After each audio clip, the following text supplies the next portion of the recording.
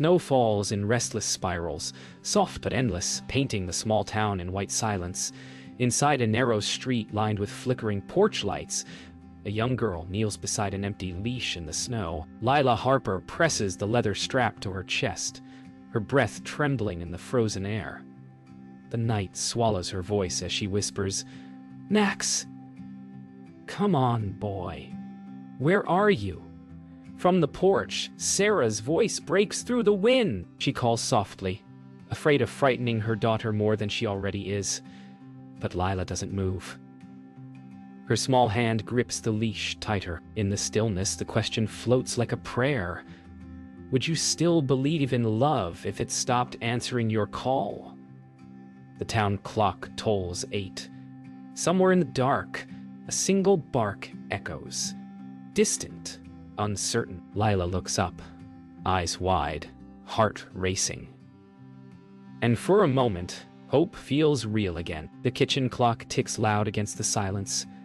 Sarah paces between the window and the counter, phone clutched in her hand, her face pale under the dull yellow light. Lila sits at the table, her eyes fixed on Max's empty food bowl. The snow outside thickens, hiding the streetlights. Sarah whispers to herself, "He's smart. He'll come home." But her voice sounds hollow, like a promise made to survive the night. Lila's voice trembles as she says that Max always knows when she's about to get dizzy, that he always comes running first. Sarah stops pacing. The fear on her daughter's face shatters something inside her. She kneels, pulling Lila close, whispering, "Then we'll go find him before he finds us." And for the first time tonight, she believes it. The town's mechanic shop sits dark and silent, except for the soft hum of a space heater. Tom Anders wipes grease from his hands, staring through the window as flakes swirl under the streetlight. The phone buzzes, a message from Sarah. He reads it once, then again. Lost service dog. Little girl, snowstorm. Without thinking, he grabs his coat. Out on the street, his boots crunch over frozen gravel. He calls his neighbor, then another. The old chain of connection begins to stir. "We'll find him," he mutters into the cold. He doesn't know the girl well, but he knows what loss sounds like. It sounds like silence between heartbeats. And tonight, no one should face that alone. At the corner cafe, the lights flicker on one by one. Maya Chen stands behind the counter, coat still on, hair pulled into a messy bun, phone to her ear. She listens to Sarah's trembling voice and doesn't hesitate. "I'll make flyers," she says. "You just keep her warm." Moments later, the old printer hums to life. Paper after paper slides out. Max's golden face smiling in the photo. Through the front window, Maya sees Tom trudging past with a flashlight. She runs out into the street, waving the paper in the storm. "Tom, he's got a blue collar. Name tag," says Max. Their voices vanish in the wind, but something wordless passes between them. The kind of quiet promise people make when they choose to care. The first siren pierces the quiet, not of panic, but of purpose. Sheriff Daniels leans against his cruiser, radio crackling. He listens as voices come through. "Volunteers checking woods, back roads, riverbanks. The town is awake." From porches and driveways, flashlights flicker on. Lila watches from the window, face pressed against the cold glass. Sarah kneels beside her, whispering, "They're helping us, sweetheart?" Lila nods but doesn't speak. Outside, the snow glows with moving light. Strangers spreading out like stars. And in that moment, the night stops feeling so big. The sound of footsteps, radios, and voices echo through the streets. What began as one girl's loss is becoming something more. Something shared. Wind rushes through the trees as flashlights carve trembling beams across the forest floor. Tom Anders pushes through the snow, breath-heavy voice echoing in the dark. "Max, come on, boy." His flashlight trembles slightly. From behind him, two teenagers from town follow, their laughter subdued but steady. the kind born from nervous courage. Tom pauses, shining the beam over a frozen stream. For a heartbeat, he sees paw prints. Then they vanish beneath drifting snow. He exhales, shoulders sagging. But then one of the teens murmurs, "We'll find him, Mr. Anders. We all will." Tom turns, eyes soft. He nods. Somewhere between exhaustion and faith, hope becomes action. At the edge of town, Maya Chen tacks another flyer to a power pole, her fingers red from cold. The streets are nearly empty now, but porch lights blink like signals from distant souls. A pickup truck slows beside her. Sheriff Daniels leans out the window, his radio hissing softly. "You should head home, Maya. It's late." She shakes her head, her breath clouding the air. Someone has to keep the hope moving. He studies her for a moment, then nods, pulling an extra flashlight from the passenger seat. "Then take this," he says. She accepts it silently. For the first time that night, her smile breaks through the cold. Kindness exchanged without ceremony. Back at the Harper house, the clock strikes 11. Lila sits on the couch, knees tucked under a blanket, the television flickering silently. Sarah watches from the kitchen doorway, phone in hand, listening to updates on the police radio. The static hum blends with the whisper of snow against the windows. Then Lila speaks softly. "What if Max is scared?" Sarah crosses the room, kneeling to meet her eyes. "Then he'll remember your voice." She takes Lila's small hand and places it over her heart. "And every person out there is calling it for you." Lila closes her eyes.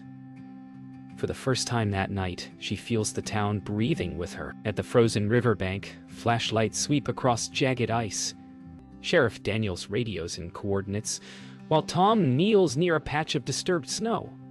He runs his glove across a faint paw print, half filled with ice. The sound of wind feels louder here, hollow, restless. "Could be yesterday's," the sheriff says. Tom shakes his head. He's close. They both stand in silence, breath visible. The world around them feels infinite and fragile at once. And then, faintly, from across the river, a bark. Both men freeze. Tom's eyes widen. That's him. The search surges forward again. The town church opens its doors to serve coffee and shelter for searchers.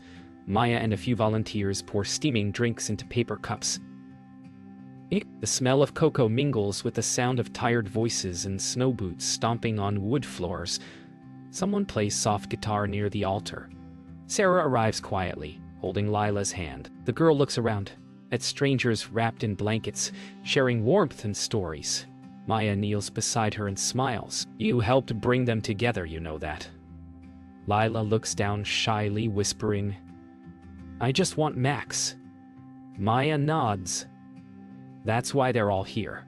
And somehow, that truth feels holy. The first gray shimmer of dawn touches the forest.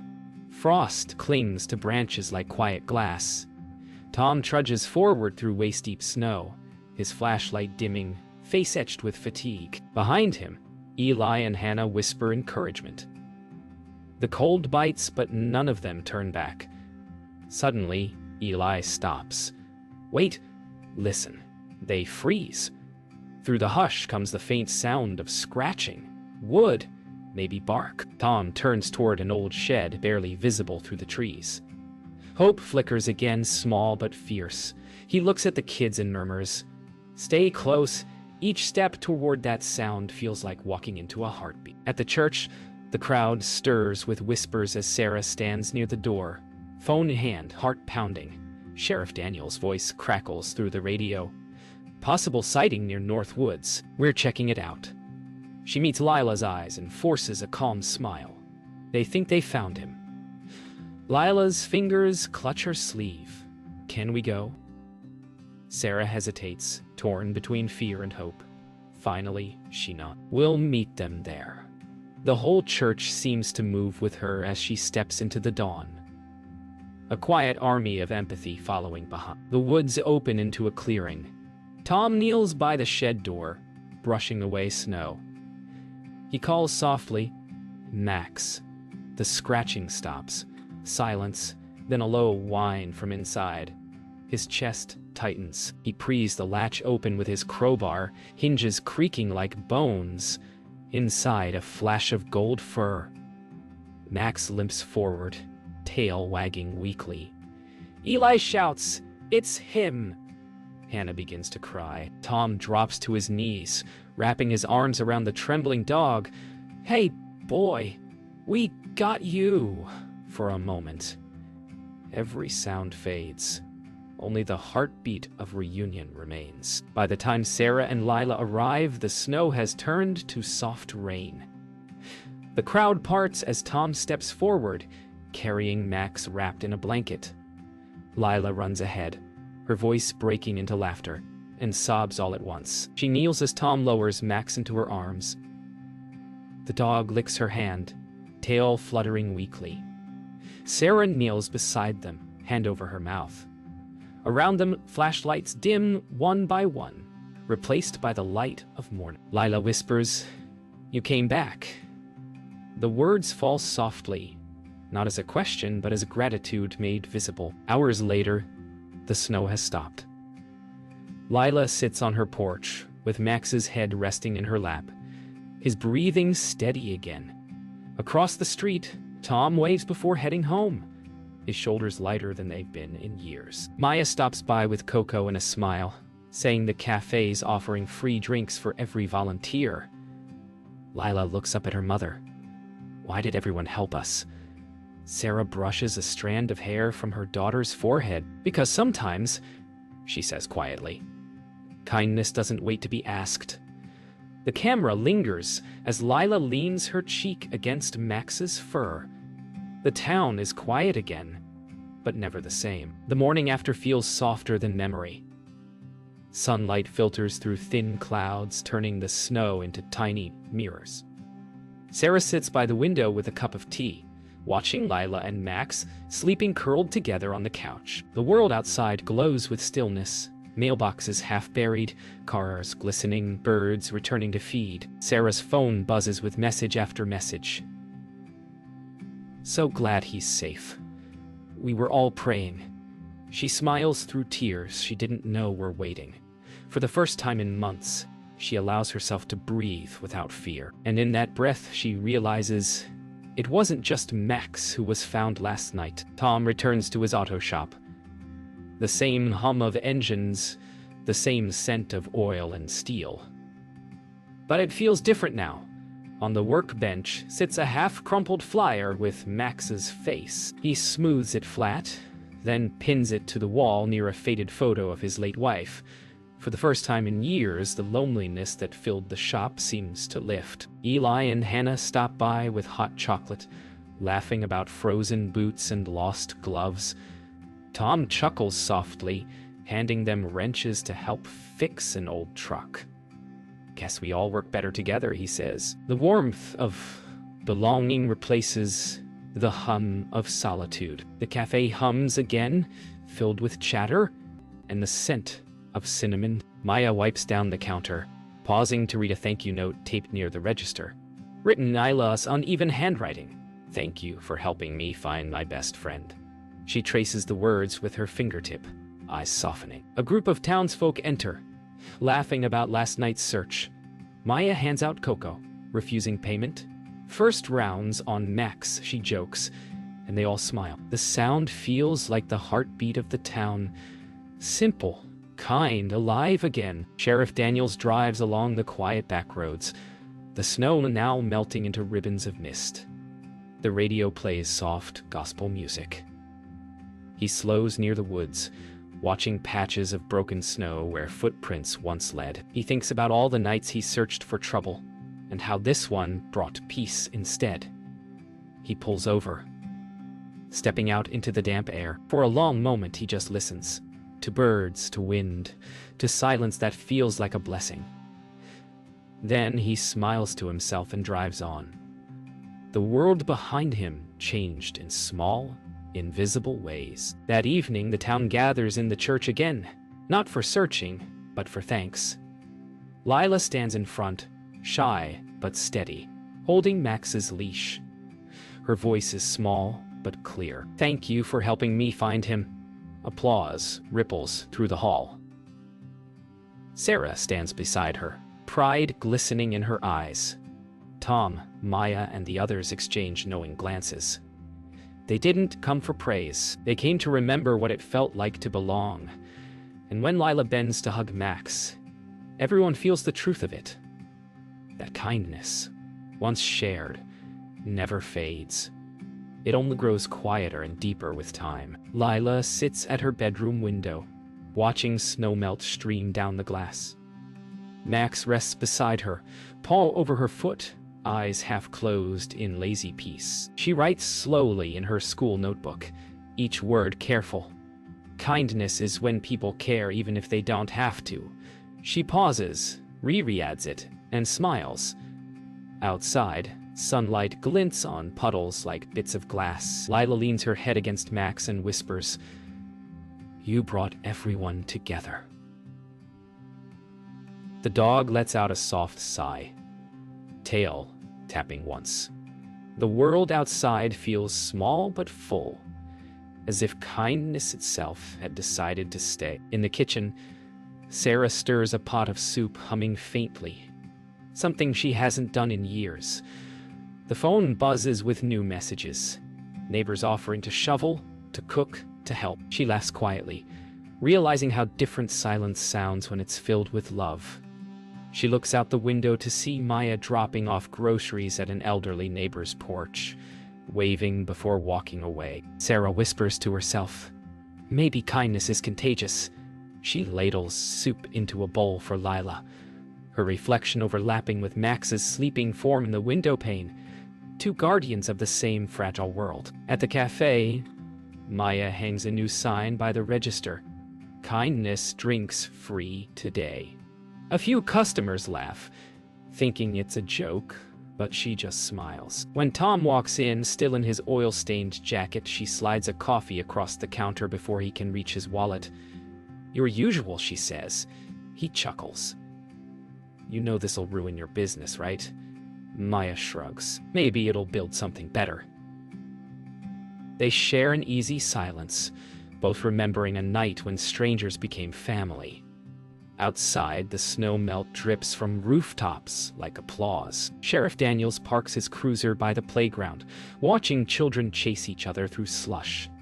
He spots Lila with Max running gently beside her, careful, watchful. Her laughter carries on the wind, a sound he hadn't realized he missed.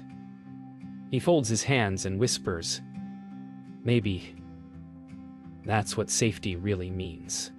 Not laws or fences, but people who show up when it matters." He smiles, tipping his hat as Lila waves to him.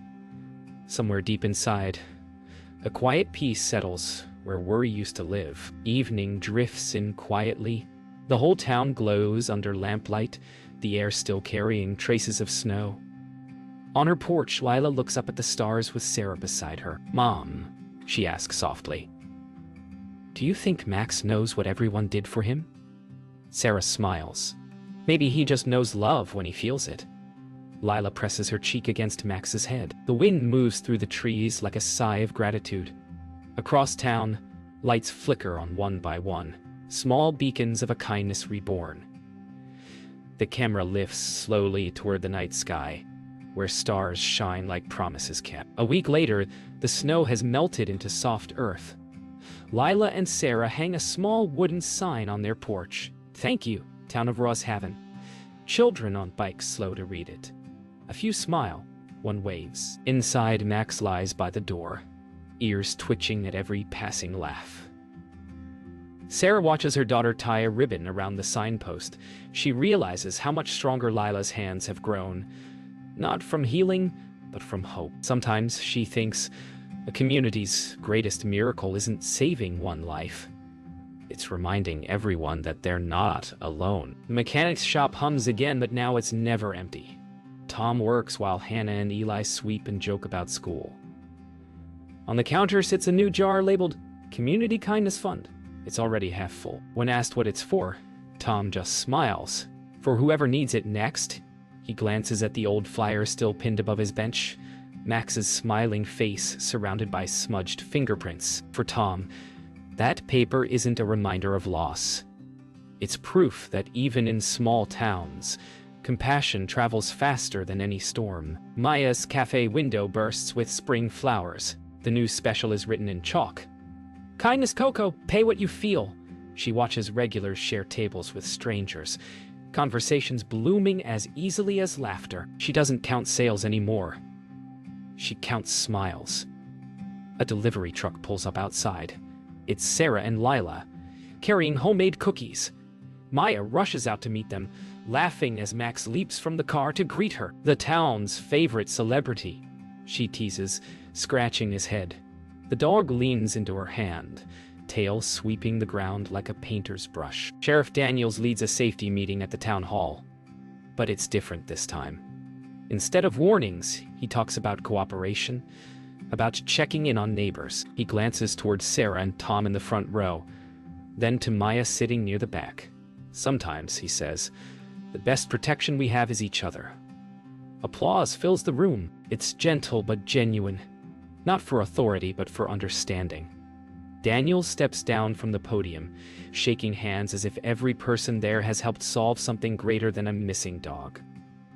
Something human. At dusk, the town square glows with lanterns strung between trees. Children run with paper stars, laughter echoing through soft music. Sarah holds Lila's hand as they watch the lights dance. Why are they doing this? Lila asks. Sarah smiles. Because sometimes joy needs to be celebrated before it fades. As the first lantern rises, Tom waves from the crowd, Maya standing beside him, Sheriff Daniels clapping quietly. The lantern floats higher, reflecting in Lila's eyes.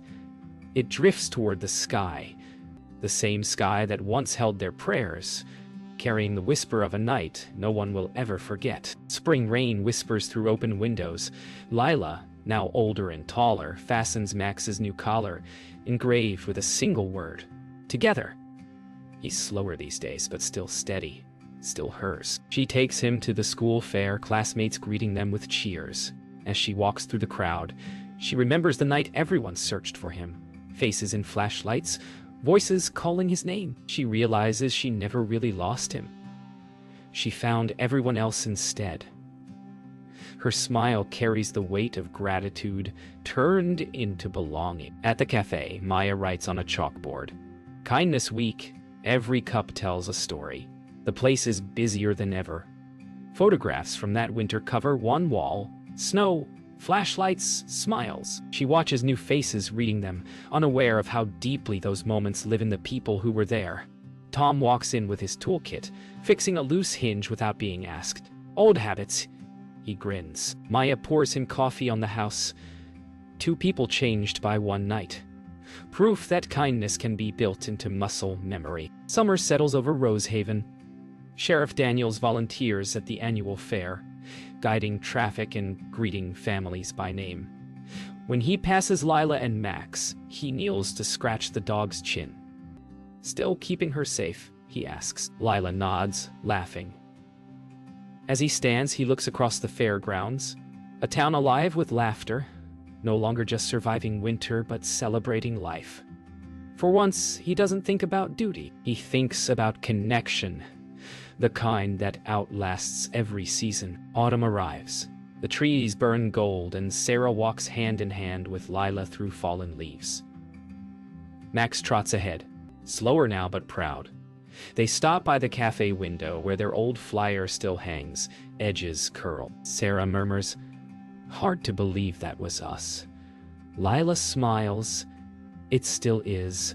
Their reflections blend with the image of the dog in the flyer, past and present sharing one pane of glass. Time has moved on, but kindness remains fixed, like light captured forever. Winter returns quietly, softer than before. Snow drifts across rooftops, wrapping the town in memory. From the same porch where it all began, Lila sits with Max, now grayer, resting his head on her lap. She looks up at the stars and whispers, would they have searched again if it was someone else?